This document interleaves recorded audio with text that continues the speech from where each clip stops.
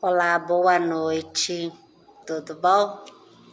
Estamos nós aqui mais uma vez dentro da proposta do estudo, né? Hoje mais uma terça-feira. Vamos chegando, convidando os amigos, porque hoje quem irá fazer o estudo para vocês sou eu. E o que acontece? Boa noite. O que acontece? Nós resolvemos fazer algumas reflexões, eu tenho umas anotações aqui e gostaria de estar compartilhando com vocês a respeito dessas anotações que eu tenho aqui. Eu achei muito legal porque ela vai trazer para nós a questão do sentido da vida, né? Nós vamos aguardando o pessoal chegando para a gente dar início. Acho que está faltando um minutinho para a gente começar, né? Então vamos lá, né? Boa noite a todos. Que Jesus, dentro da sua infinita misericórdia, nos ajude, nos auxilie, para que nós possamos aqui aproveitar esses momentos de reflexão e de entendimento sobre a nossa vida. Ser conosco, Senhor, agora e sempre, graças a Deus.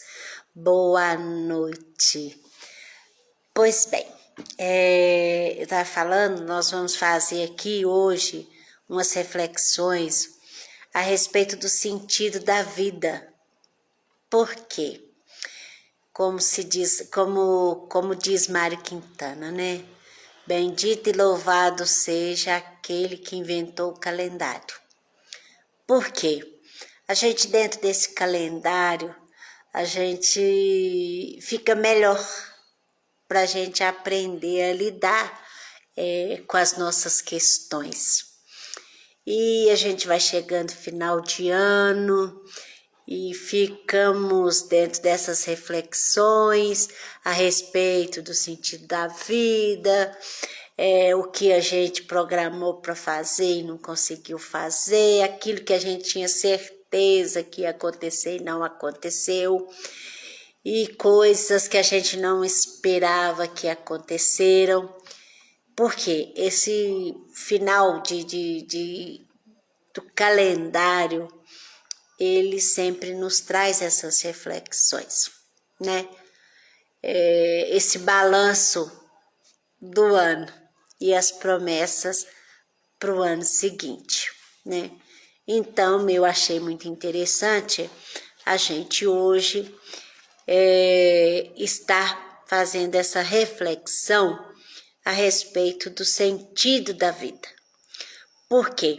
Através do sentido da vida que nós absorvemos, a gente vai, sim, viver a nossa vida da melhor maneira possível. Então, olha só, o pessoal tá me ouvindo bem? Tá legal aí?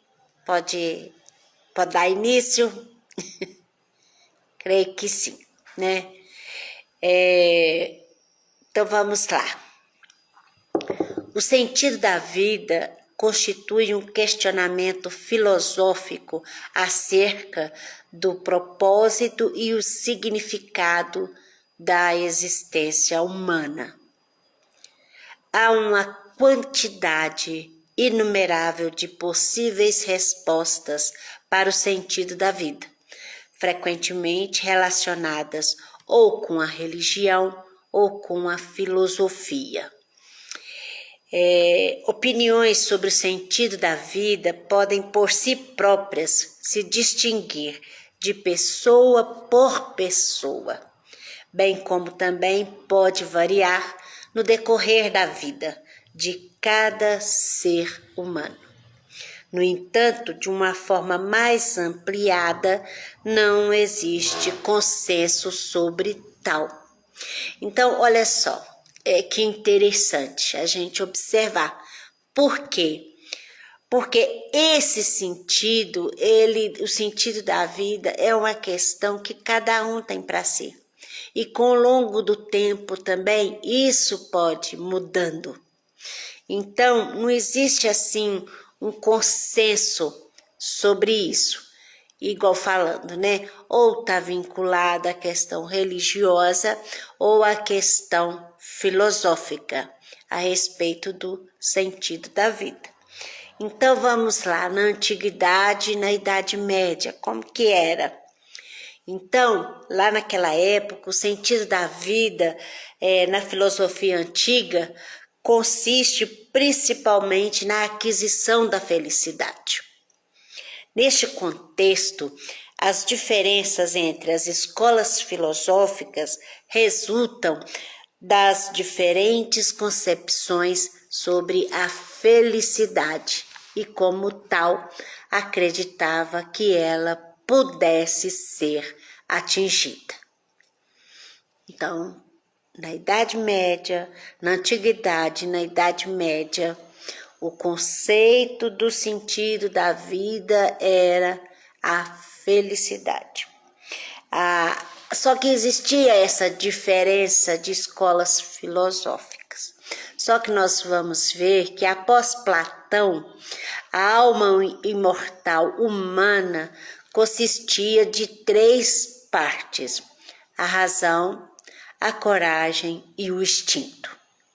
Apenas se essas 3 partes estivessem em equilíbrio, o ser humano poderia ser feliz. Aristóteles, o filósofo da Grécia Antiga, não julgava a felicidade como uma condição estática, mas sim uma constante ativa da alma. A felicidade humana perfeita só poderia ser encontrada na contemplação da vida. O estoicismo, ele derrubou a virtude em posição da felicidade. Só aquele que é livre de emoções, desejos e paixões e seja indiferente perante o próprio destino. Essa insensibilidade perante os acontecimentos da vida significava a verdadeira felicidade. É muito interessante isso, como cada filosofia vai trazendo a felicidade de uma forma, né? Então, um já considerava que, após Platão, a alma humana eram as 3 partes, né? A razão, coragem e o instinto. Se isso aí estivesse em equilíbrio, o ser humano seria feliz. Depois, Aristóteles já considerava a felicidade como um movimento, a vida movimentando e contemplação da vida. Aí, o estoicismo, né, já veio o quê? A insensibilidade perante as emoções, os desejos e paixões, que seria tudo que acontecesse na vida e não fosse envolvendo as emoções, a gente tivesse como se diz, né? Tá tudo bem? Isso aí seria a felicidade. Então, por outro lado, para Epícoro, um filósofo grego, 341 anos antes de Cristo, o sentido da vida jaz no desejo, condições prévias para a felicidade eram a superação do medo e da dor. Então, olha só, recomendava-se ainda a isolação da vida pública, resguardando-se a um pequeno círculo de amigos. Na Idade Média, foi o tempo do qual o cristianismo dominou a Europa. O ênfase do sentido transferiu-se do pessoal ao coletivo. Na sucessão pessoal de Cristo e a união mística com Deus que já havia sido procurada. Assim, com a declaração da vida eterna, o significado da vida estava na máxima e eterna comunhão com Deus. Aí nós vamos ver como que é interessante que o pensamento filosófico, como ele vai se transformando. Então teve um filósofo, Michel Eyck de Montaigne, 1533 a 1592. Ele foi um jurista, filósofo, escritor, cético e humanista francês. Considerado como o inventor do ensaio pessoal.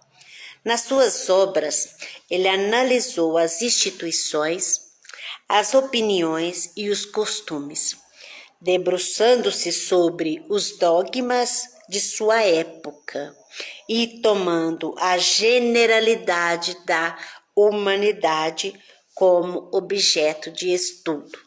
Então, olha só, os eixos centrais para encontrar a busca pelo sentido da vida na filosofia de Montaigne são essencialmente 4, que é conhecimento de si, solidão, prazer e meditação sobre a morte. Então, é muito interessante que esse filósofo, ele pegou, né, fez um trabalho de campo e por amostragem e considerou ali como toda a humanidade. Então, o ensaio dele se baseou dentro da sua época, dentro da sua região.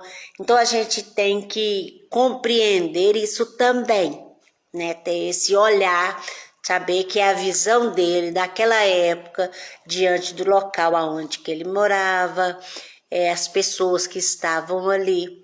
E dentro dessa observação, ele chegou à conclusão desses 4 fatores, que seria conhecimento de si, solidão, prazer e meditação sobre a morte. Isso seria o sentido da vida e a questão de ser feliz.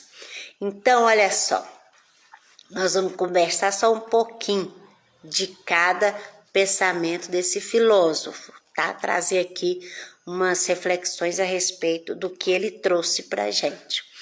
Conhecimento de si. Ele buscou lá no portais do oráculo de Delfos, que é conhece-te a ti mesmo. Então, para esse filósofo, preocupar-se em desvincular a vida de quaisquer outras preocupações que não o conhecimento de si, a fim de que possa viver ao próprio gosto, usufruindo dos prazeres que lhes aprazem. Em seus ensaios, ele cita Cícero, que é um filósofo romano, que diz o seguinte: o que deveis procurar não é mais o que o mundo fala a vós, mas como deveis falar a vós mesmos. Não é nos outros, nas vozes externas, que o sentido se esconde, mas na voz interior, no entretenimento consigo mesmo. Então, esse conhecimento de si, é a gente buscar dentro de nós as respostas que necessitamos, aquilo que a gente gosta, o que a gente quer fazer. Então, o conhecimento de si é de saber realmente o que nos faz feliz. É muito legal isso, porque hoje a doutrina espírita principalmente, né, e todas as filosofias trazem essa questão do conhecimento de si, porque o conhecimento de si mesmo você vai poder traçar um limite para você, para sua felicidade, e aquilo que você deseja aquilo que te faz bem, aquilo que te dá prazer e buscar isso, né? Então, a respeito da solidão, o que esse filósofo trouxe pra gente? Ele optou, igual no caso ele, né? Ele optou por uma vida retirada das agitações da cidade e do mundo, após anos de vida política ativa. Ele entendia que a solidão é mais razoável que a dedicação excessiva às coisas do mundo. Eu achei muito interessante esse ponto aqui, porque ele, depois que teve aquela vida ativa, dinâmica, ele se retirou, né? Então, ele, depois de viver tudo, ele chegou a essa conclusão. Então, continua, né, o filósofo, o pensamento do filósofo, que é preciso dedicar-se a voltar aos próprios pensamentos e intenções, e não só viver para os outros. Esse justo emprego do tempo consigo mesmo é também necessário para a preparação para a morte, objetivo final e inevitável da vida. A verdadeira solidão é a que gera desapego, uma virtude contra a ambição e a vanglória do mundo. Isto, porém, não significa que se deva privar de todos os prazeres ou viver como um eremita. Na verdade, é preciso aprender uma justa medida de acordo com a sua natureza. É preciso ter mulheres, filhos, bens e, sobretudo, saúde, se possível, mas não se apegar a eles de maneira que nossa felicidade dependa deles, de forma que não se submeter pelas coisas, mas submeta as coisas a si. A solidão mal preparada, em contrapartida, constitui um empecilho à felicidade. Por ser católico e fortemente influenciado pelo cristianismo, ele afirma que a radical austeridade e o abandono do mundo só é louvável quando vivido à maneira dos santos, a saber, abrir mão da felicidade terrena, tendo em vista a felicidade eterna. Afirma Michel que as almas comuns precisam se agarrar a alguns confortos corporais, aos prazeres que os anos arrancam, fugindo, porém, da ambição e da glória que furtam o repouso.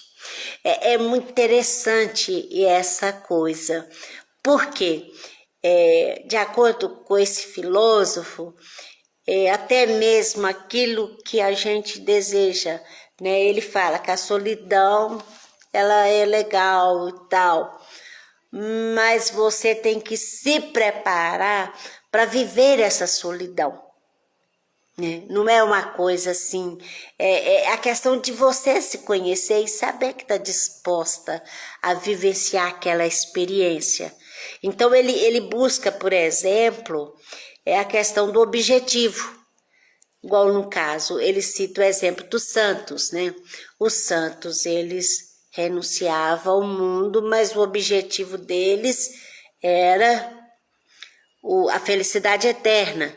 Então, aquele caminho, o objetivo a ser alcançado, dava a eles a felicidade.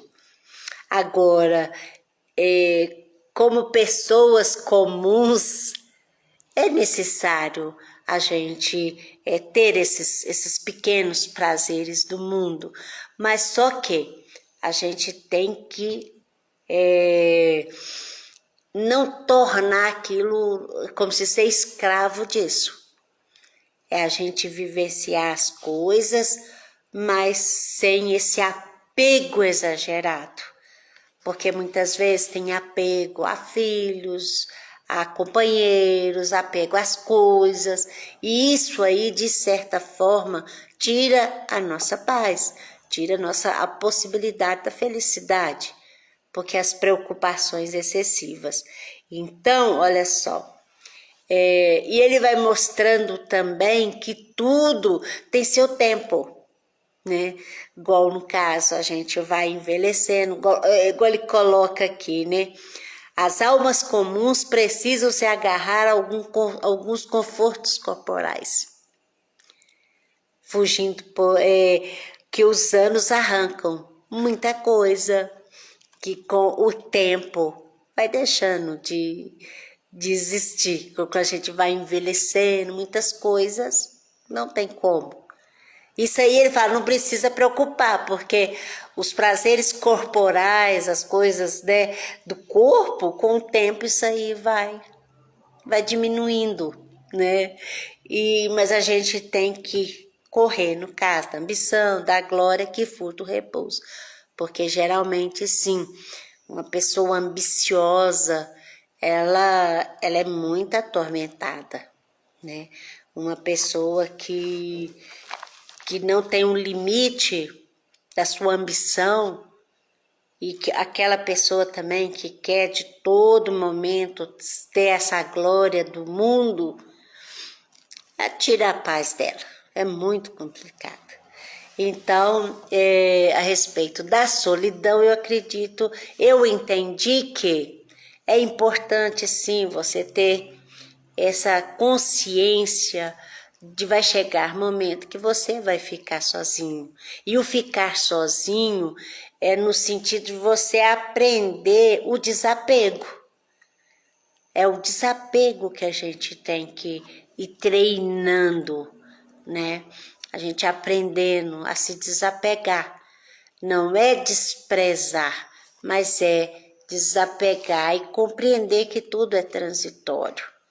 E essa solidão, por quê? Com o passar do tempo, amigos se vão, de repente morre, ou às vezes a vida muda, vai para outra cidade, vai viver outras coisas. Então quando a gente consegue compreender isso, essa questão da solidão, porque a vida é assim, ela é dinâmica. E às vezes a gente tem as pessoas que partem, às vezes tem a questão da morte, a questão de projetos de vida da outra pessoa, e isso vai acontecer, né? Então, é igual no caso, as mães com os filhos, né? Os filhos crescem, eles vão viver a vida deles, eles vão para o mundo. Então, a gente entender isso já é uma conquista grande da felicidade, né? A possibilidade da gente ser feliz e dar um sentido na vida também. A gente saber conviver com essa solidão. Então vamos lá, vamos seguir aqui a outra coisa que ele fala a respeito do prazer, né? Então o Michel, ele acreditava que o objetivo do homem é a busca pelo prazer. Mesmo aquele que busca conhecer-se e cultiva uma virtuosa solidão.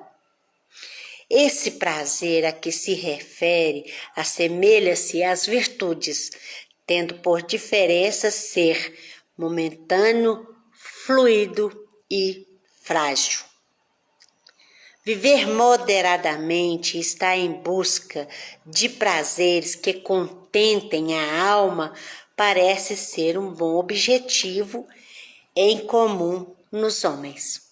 A busca pelos prazeres é aprazível, porque a tarefa emprega-se da qualidade do objeto que se visa. O prazer em si não é o sentido absoluto. Então, aquela questão, né? Tudo que a gente for realizar, a gente ter o prazer de estar fazendo aquilo. É isso que ele coloca pra gente. né?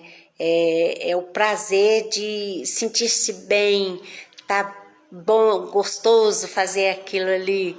Então, isso é do ser humano, a questão do prazer, né? É uma coisa natural, essa busca é pelo prazer.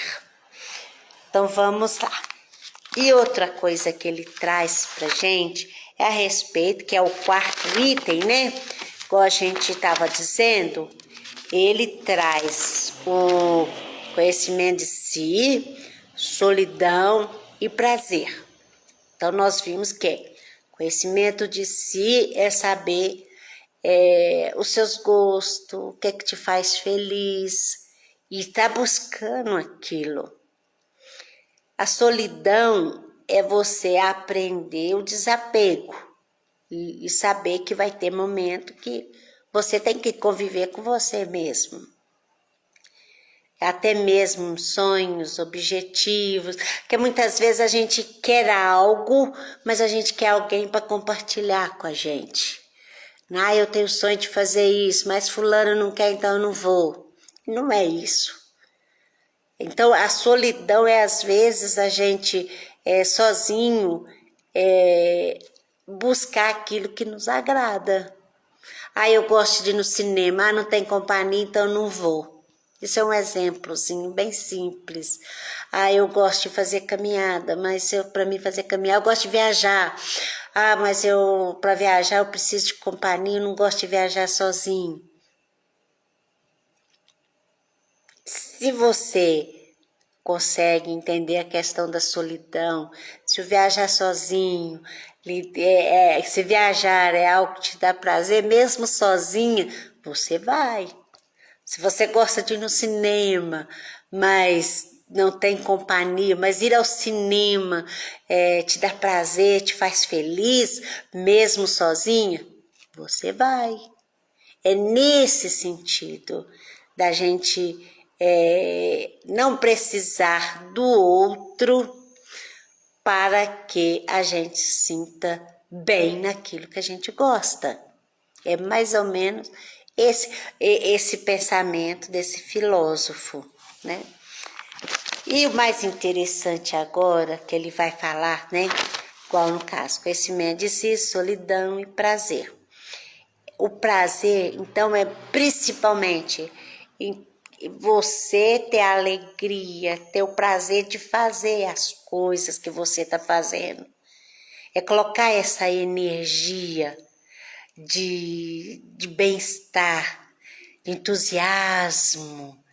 Isso faz bem pra gente, né?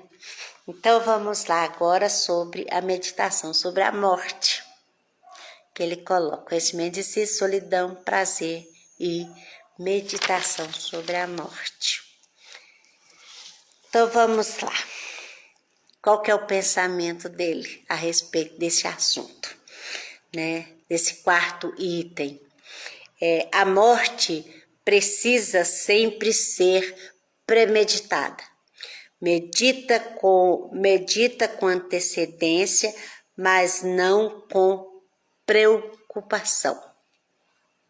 O que evidencia a tônica de que viver é construir a morte desde que se nasce.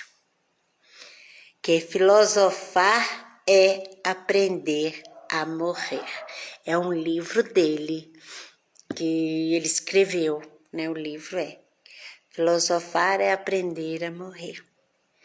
Então, olha só, vamos continuar o pensamento dele. Onde quer que a vossa vida acabe, ela está toda aí. A utilidade do viver não está na duração, está no uso que dele fizemos. Atentai para isso enquanto estais aqui. Ter vivido bastante está em vossa vontade, não no número dos anos. Legal isso, né? Muito interessante. Ter vivido bastante está em nossa vontade, não no número dos anos. É interessante notar que esse filósofo, ele nos faz compreender que uma boa vida, uma vida com sentido, pouco ou nada tem a ver com a quantidade de tempo vivido. Antes, porém, é a vontade aplicada no tempo em que se vive. O sentido não está em prolongar a vida, mas em saciar-se com o tempo que se tem. Muito interessante, né? Porque a gente vê pessoas que eles vivem aquela vida xoxa, né? Não tem o entusiasmo, não tem alegria naquilo que faz, fica só reclamando. É como se fosse eterno. Então, premeditar sobre a morte é a gente pensar o seguinte: eu estou aqui, então deixa eu aproveitar, deixa eu usufruir de tudo que isso aqui possa me oferecer, esse momento possa me oferecer. Hoje se fala muito do estar presente. O estar presente é nas coisas que a gente faz, a gente estar ali inteiro, sentindo, percebendo aquele momento que a gente está vivendo. Isso que é o estar presente. A nossa mente está vinculada naquela emoção ali, naquilo que está acontecendo.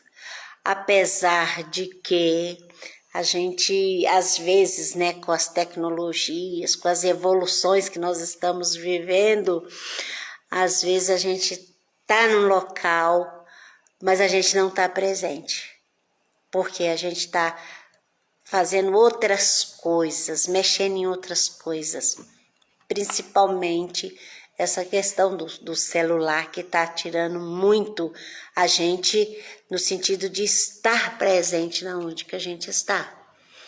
Porque muitas vezes a gente vê grupo de família reunido, cada um com o celular na mão, conversando com o de fora, em vez de estar conversando entre si.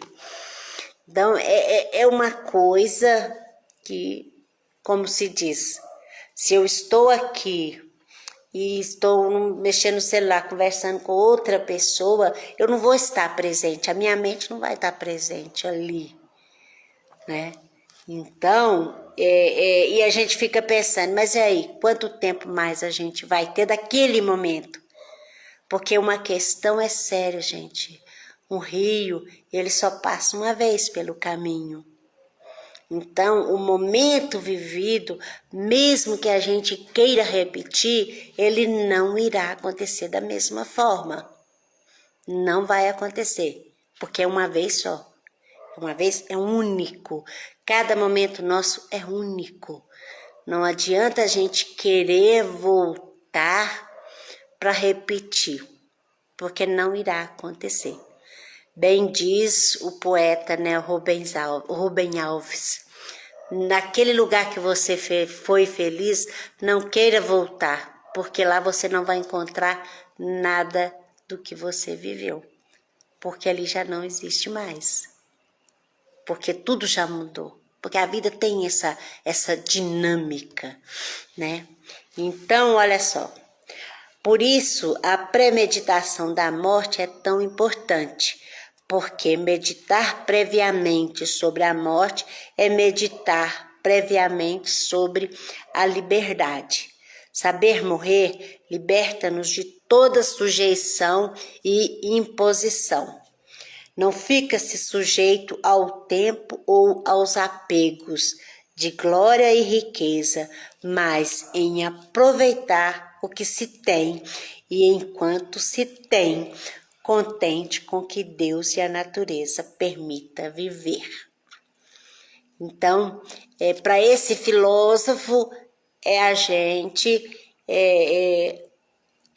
usufruir das coisas que a gente possui, não é desprezar, mas o que Deus lhe deu, você vivenciar, né? Que seja riqueza, que seja qualquer coisa, mas que você usufrua daquilo ali, mas sabendo que é transitório. Porque igual no caso, tem uma riqueza enorme, tudo bem, mas quando eu começo a meditar sobre a morte, eu vou saber, poxa, eu vou partir, isso vai ficar, então deixa eu usufruir com responsabilidade, né? Mais ou menos isso.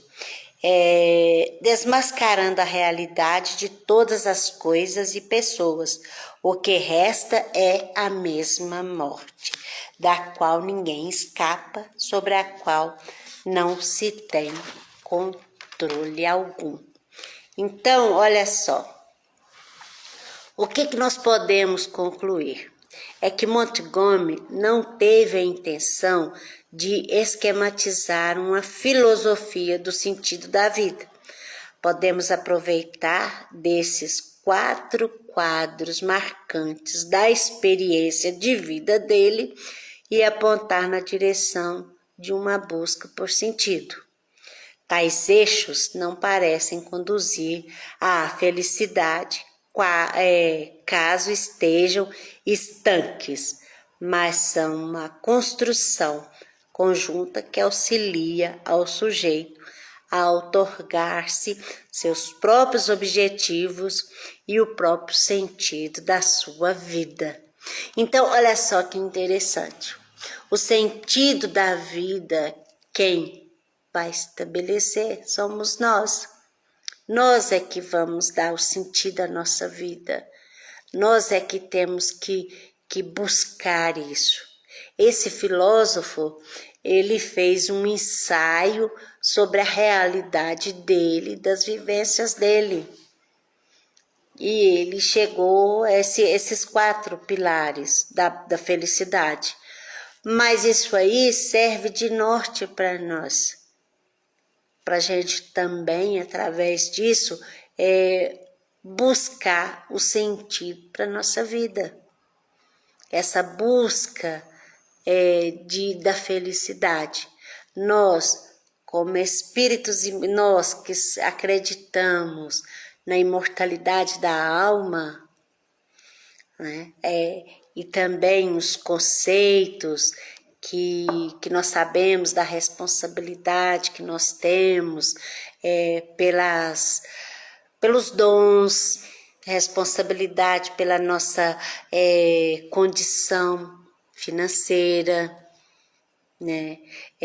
A lei de progresso.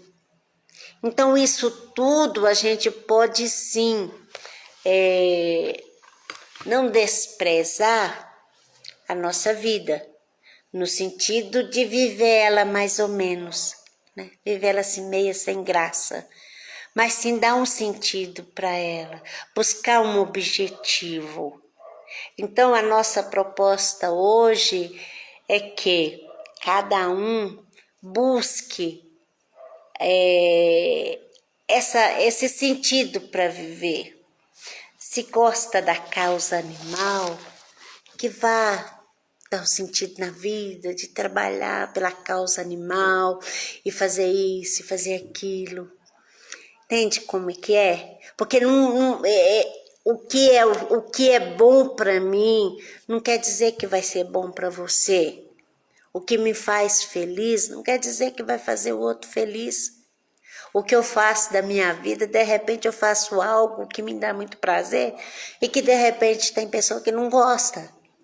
Então, por isso que o conhecimento de si é tão importante. A gente saber o que nos agrada, o que nos faz feliz e ser a gente dentro desse propósito, dentro dessa proposta, né? E qualquer coisa que a gente esteja realizando, estar feliz com aquilo, né? Eu tô nessa profissão, mas eu não tô feliz com essa profissão. Então vai buscar outra. É isso que ele chegou à conclusão, que a gente tem que estar bem. A gente tem que estar bem com aquilo que a gente está realizando. E a gente pensar que é cada vez menos um dia. Porque isso tudo que a gente está vivendo é passageiro. Essa é a questão que ele chegou à conclusão da premeditação da morte. É a gente saber que tudo é passageiro, mas nós podemos sim vivermos felizes, vivermos alegres e ter prazer naquilo que a gente realiza, né? Aí desmascarando a questão do vale de lágrima, que aqui na Terra a gente veio para sofrer. Não é isso. Até mesmo a doutrina espírita, no Livro dos Espíritos, quando é questionado o Espírito da Verdade sobre se nós temos condição, se a felicidade aqui na Terra é possível, aí eles falam que a felicidade na Terra é possível, sim. A felicidade relativa é possível.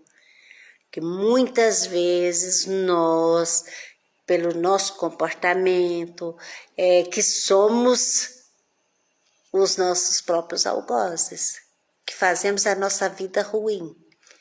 Porque a felicidade relativa, nós podemos sim usufruir dela.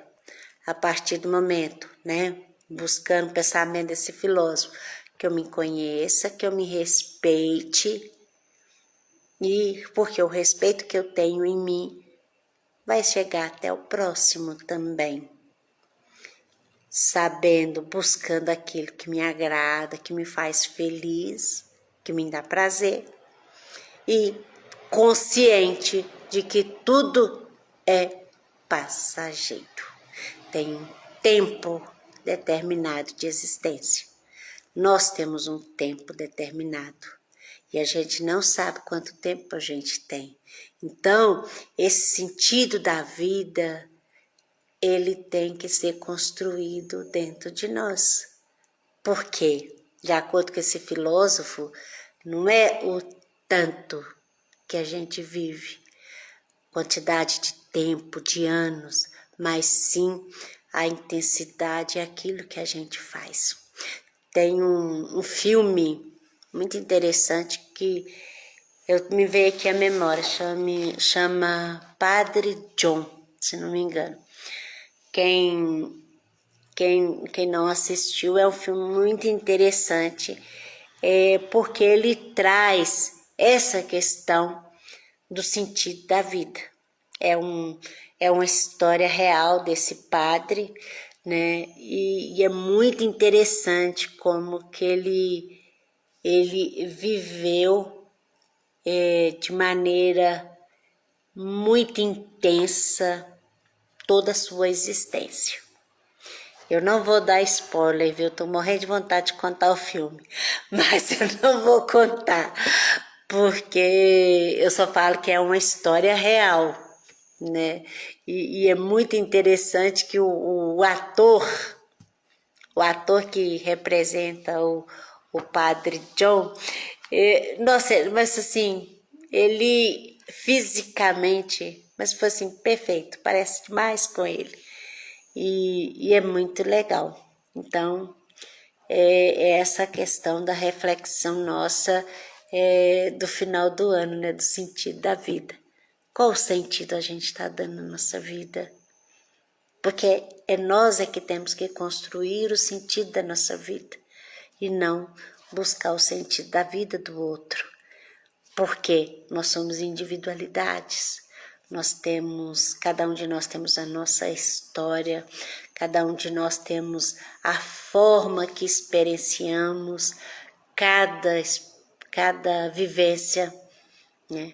Tem coisas, as experiências são as mesmas, mas cada um absorve de uma forma, cada um assimila de uma forma, e a partir daí cada um se conduz na vida.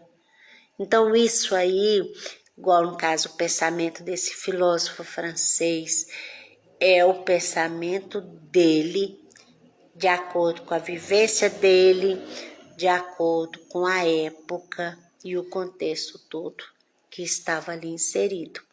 Que hoje, vamos dizer assim, se eu começar com tudo que eu já vivi, eu começar a observar a sociedade e fazer um ensaio sobre aquilo ali que eu estou vendo, vai ter muito do meu parecer que foi conduzido, que me conduziu pelas minhas experiências já vividas. É o meu olhar. Então, cada um de nós temos um olhar sobre a vida. Cada um de nós temos um olhar sobre cada situação.